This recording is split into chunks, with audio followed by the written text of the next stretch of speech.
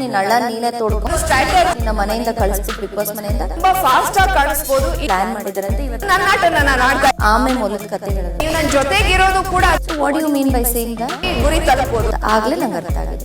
ನಾವು ರೇಸಲ್ಲಿ ನಿಧಾನಕ್ಕೆ ಬರ್ತೀವಿ ಅಂತ ಪ್ಲಾನ್ ಮಾಡಿದಾರಂತೆ ಇವತ್ತು ಅವ್ರ ಕತೆ ಹೇಳೋದು ಗೊತ್ತಾ ಒಂದು. ಕೆಲವರು ಆಟ ತುಂಬಾ ಫಾಸ್ಟ್ ಆಗಿ ಕಾಣಿಸ್ಬೋದು, ಇನ್ನ ಕೆಲವರು ಹೋಗಿ ಗುರಿ ತಲುಪಬಹುದು. ಆಮೇಲೆ ಮೊಲದ ಕತೆ ಹೇಳೋದು ಗೊತ್ತಾ ಆಗ್ಲೇ ನಂಗೆ ಅರ್ಥ ಆಗಿದೆ.